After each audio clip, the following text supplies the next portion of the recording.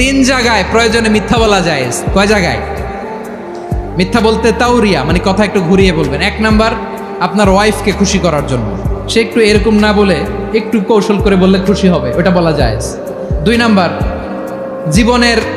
জীবন মরণের ব্যাপার, জান বাঁচানোর জন্য একটু কৌশল করে ঘুরিয়ে বললেন, এটা জায়েজ। তিন নাম্বার, দুইজন ঝগড়া লাগছে তাদেরকে মিলিয়ে দেওয়ার জন্য কৌশল করে একটু মিথ্যা বলা, ঘুরিয়ে বলা জায়েজ।